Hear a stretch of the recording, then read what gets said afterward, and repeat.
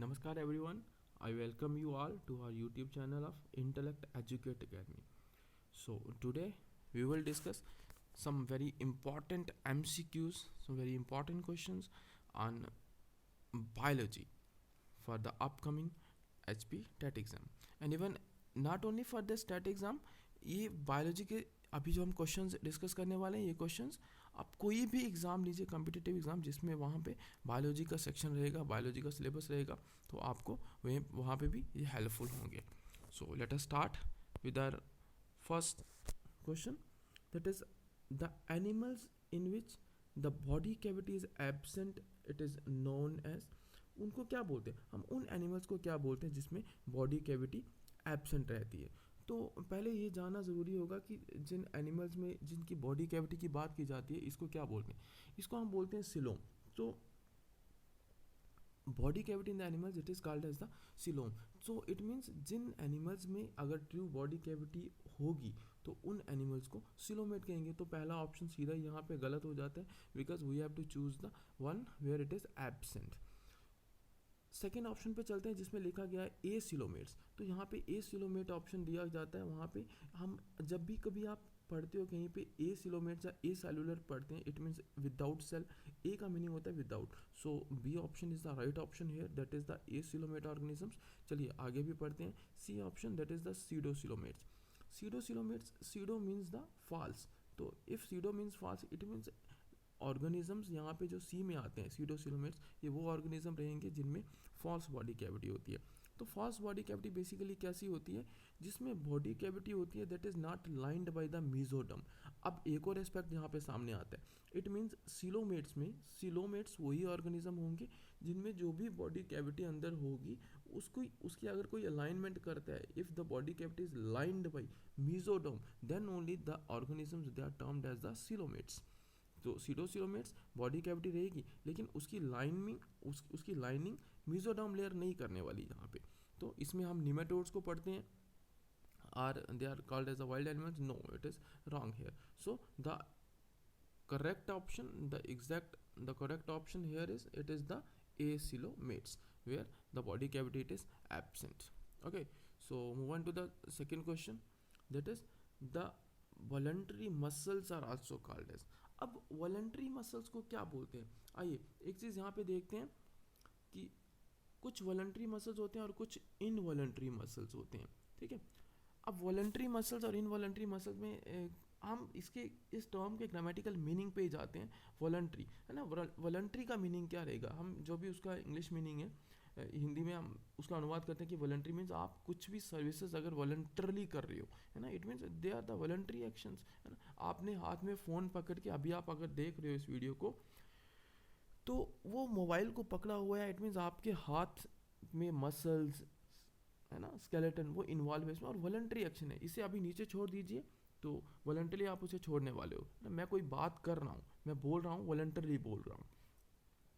लेकिन ऐसे ही बॉडी में कुछ फंक्शंस चलते हैं विच आर इनवॉलंटरी. जैसे अगर आप बात करते हैं, हम कई बार सुनते हैं ना, हम यू नो कि हार्ट बीट कर रहा है. अब अगर हार्ट बीट कर रहा है ना, तो वो जो हार्ट की बीटिंग है ना, इसको क्या आप कंट्रोल कर सकते हो खुद से? No, never. ठीक है, हम लोग हार्ट की बीटिंग को बंद नहीं कर सकते अपने आप से, है ना. हमारा सांस चलता जाता है. तो क्या ऐसा होता है कि ये है ना ब्रीदिंग रेस्पिरेशन प्रोसेस चल रही है तो कभी हम कंट्रोल कर सकते हैं, बंद कर सकते हैं? नेवर. तो it means that function is a involuntary function. अब हमें यहाँ पे बताना है कि वॉलंटरी मसल, अब जो मसल्स उन वॉलंटरी एक्शंस में इन्वॉल्व रहेंगे they are the voluntary muscles simply. तो लेकिन अगर आप इनवॉलंटरी की बात करते हो जो खुद ब खुद चल रहे हैं, ठीक है, खुद ब खुद हो रहा है, तो they are the involuntary one. Smooth muscles की बात करते हैं. स्मूथ मसल्स कौन होते हैं? That contracts without conscious control. ठीक है, वहाँ पे कोई भी कॉन्शियस कंट्रोल नहीं रहता है. And they are found in the walls of internal organs like stomach, intestine, bladder, blood vessels. ठीक है, तो they are the involuntary one. तो पहला ऑप्शन यहाँ पे रॉन्ग हो जाएगा, वो नहीं आएगा. कार्डियक मसल्स की बात करते हैं. तो अभी हमने कहा कि जैसे हार्ट, कार्डियक टर्म हार्ट से रिलेटेड है, तो वैसा नहीं है. ठीक है, वो भी इनवॉलंटरी काम कर रहा है. स्केलेटल मसल्स की बात करते हो, अभी काम किया था, अभी हमने बात की थी कि आपने अपने हाथ से अगर मोबाइल को पकड़ा हुआ है तो यहाँ पे भी स्केलेटन हेल्प करता है. It means this is the voluntary action. So option C is the right option here. उसके बाद में हम एक देख लेते हैं डी पार्ट में अनस्टेटेड मसल्स का आ गया है. तो स्ट्रिएशंस मीन द स्ट्राइप्स, ठीक है, ऐसे स्ट्राइप्स बनी होती हैं. तो अगर हम इसके पैटर्न को देखते हैं, हम अगर इसके स्ट्रक्चर को देखते हैं, तो वहाँ पे हमें स्ट्रेशंस नज़र आती हैं. तो जो अनस्टेटेड मसल्स होते हैं they are not the voluntary one, they are the involuntary one, ठीक है. तो अगर ये भी आगे ऑप्शन इनकरेक्ट रहता है तो यहाँ पे करेक्ट ऑप्शन बनता है हमारे सामने, that is the skeletal muscle. चलिए बात करते हैं हम अपने नेक्स्ट क्वेश्चन पे. Which is an example of the phylum mollusca. Phylum mollusca, तो एनिमल किंगडम में हम कई सारे फाइलम्स को स्टडी करते हैं, उसमें देखते हैं कि इसमें से कौन से वाला जो है वो मलस्का से बिलोंग करता है. अगर बटरफ्लाई की बात करूँ तो this belong to what, arthropoda. Sycon की बात करूँ तो हम लोग पॉरीफेरन में स्पॉन्जेस पढ़ते हैं, दैट स्पॉन्जेस इज द साइकन. तो ये भी यहाँ पे नहीं आएगा ऑप्शन, दोनों ऑप्शन पहले करेक्ट इनकरेक्ट है. स्कॉर्पियन, स्कॉर्पियन की बात करें तो again from the arthropod section, ये भी नहीं आएगा. So option D is the right option here, that is the octopus that belong to the phylum Mollusca. Then shift towards our fourth question. It is alveoli is related to which system of our human body. देखिए human body में alveoli कौन से system से belong करता है. अब हमें पता होना चाहिए थोड़ा सा सिस्टम्स की बैकग्राउंड, थोड़ा सा सिस्टम्स को जानने की सिस्टम्स में क्या क्या आता है. तो यहाँ पे आपको पहले बताता हूँ कि यहाँ पे the exact right option is the A, that is the respiratory system.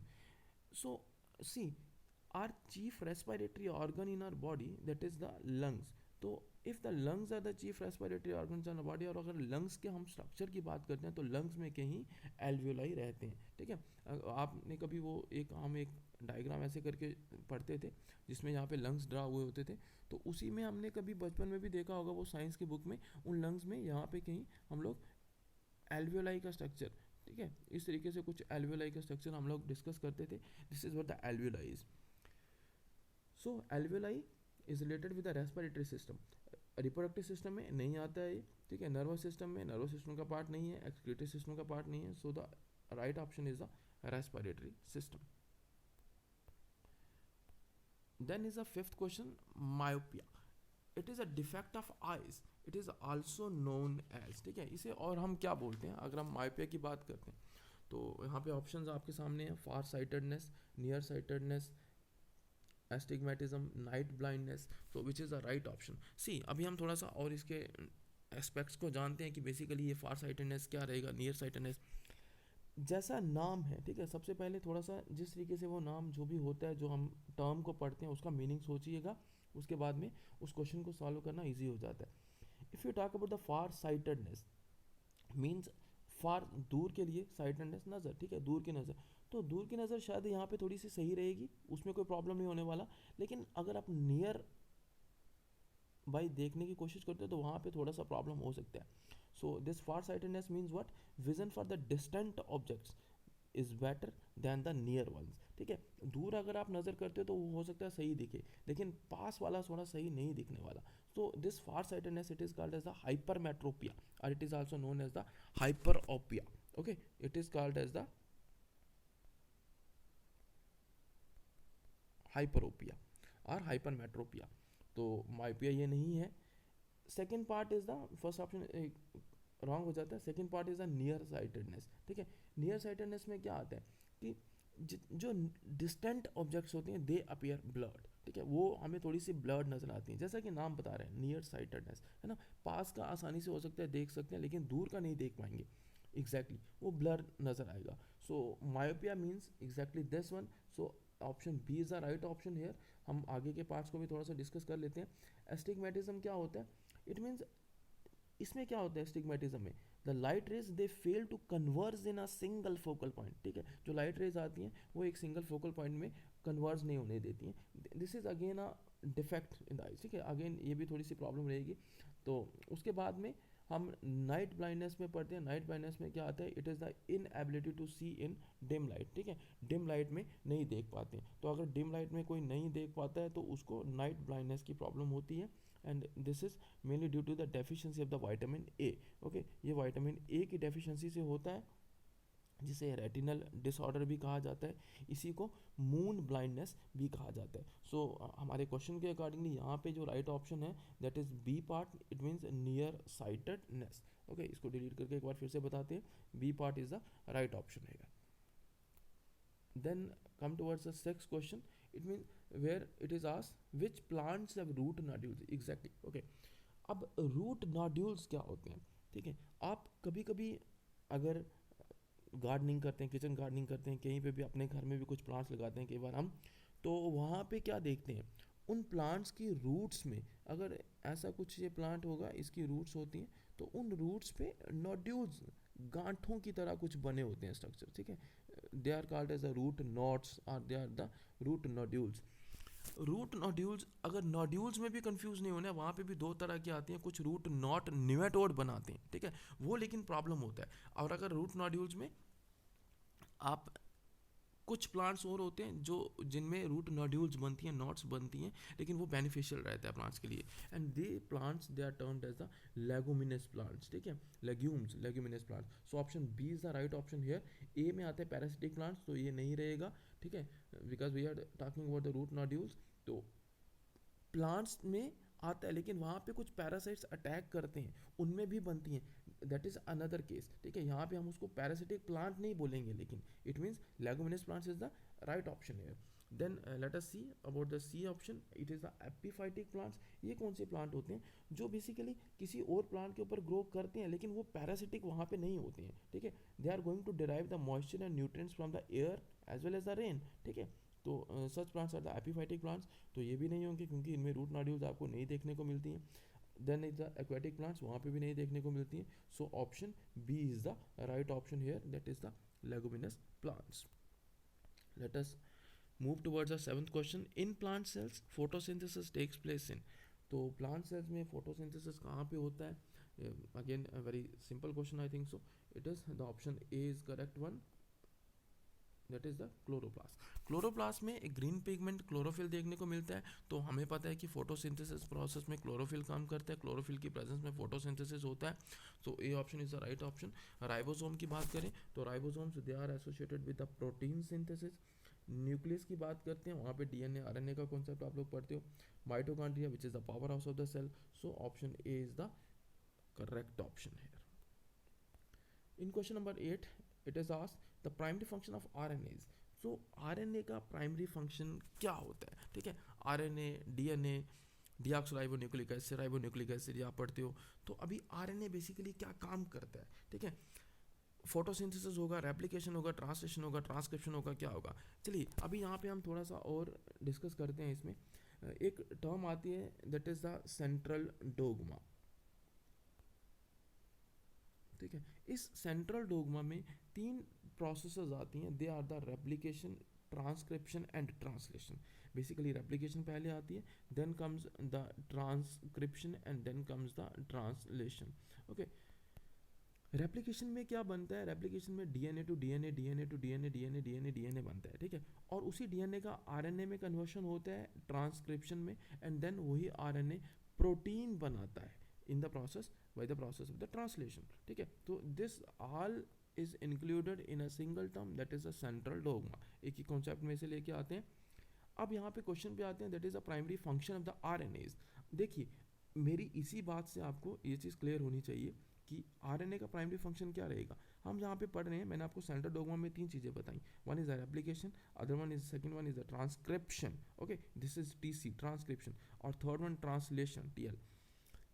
इसमें रेप्लिकेशन में क्या होता है, डीएनए डीएनए डीएनए डीएनए, ठीक है। यहाँ पे डीएनए की फॉर्मेशन है, और उसके बाद में अगर आप मूव करते हो ट्रांसक्रिप्शन में, तो मैंने आपको कहा क्या होता है, डीएनए टू आरएनए बनता है, ठीक है। इसमें डीएनए से आरएनए की फॉर्मेशन होती है, और उसके बाद में ट्रांसलेशन में आप लोग आरएनए से क्या बनता देखते हो, प्रोटीन बनता देखते हो। इट मीन्स हम यहाँ पे primary function of the RNA ढूंढ रहे हैं, तो कहीं ट्रांसलेशन तो नहीं है, एग्जैक्टली ट्रांसलेशन, ठीक है। तो यहाँ पे करेक्ट ऑप्शन रहेगा ट्रांसलेशन, हमारा फोटोसिंथेसिस यहाँ पे नहीं आता है, तो primary function of the RNA is the translation, ठीक है, जिसमें प्रोटीन सिंथेसिस होती है बेसिकली। चलिए let us move to our ninth question, it is Azadirachta indica is the scientific name of what, ठीक है। अब आज़ादी रास्ता इंडिका किस प्लांट का साइंटिफिक नेम है, तो यहाँ पे मैं आपको एग्जैक्टली बताता हूँ। इसका right option is the C option, that is the neem plant. Okay, mango, mango का साइंटिफिक नेम रहेगा, बोटानिकल नेम मैंगीफेरा इंडिका। पीपल के लिए रहेगा फाइकस रिलीजियोसा, और आंवला के लिए रहेगा एम्ब्लिका ऑफिशियनालिस, जिसे फाइलेंथस एम्ब्लिका भी कहते हैं, ठीक है। तो आंवला, इसको इंडियन गूसबेरी के नाम से भी जानते हैं। मैंगो आप लोग जानते हो, फलों का राजा आम। पीपल जो एक रिलीजियस ट्री आम मानते हैं, तो उससे बेसिकली कंजर्वेशन के पॉइंट ऑफ व्यू से इस तरीके से रहता है। तो नीम, मेडिसिनल वैल्यूज़ हैं बहुत ज़्यादा, आप जानते हो अच्छे से, तो इसी का नाम आज़ादी रास्ता इंडिका। ओके, तो let us move to our last question. It is in binomial nomenclature the second name refers to what. Okay, binomial nomenclature, ठीक है। अब बाइनोमियल नॉमेनक्लेचर में क्या आता है, यहाँ पे हम लोग दो तरह के दो नाम देखते हैं। जैसे अगर बाइनोमियल नॉमेनक्लेचर हम लोग पढ़ते हैं, जैसे आपका अपना नाम है ना, तो एक नाम होगा जो मेरा आपका हम सबका सेम रहेगा, ठीक है। वो कौन सा नाम होगा, कमेंट बॉक्स में कमेंट करिएगा, ठीक है। हमारा क्या नाम है जो बिल्कुल जो सेम नाम है हमारा।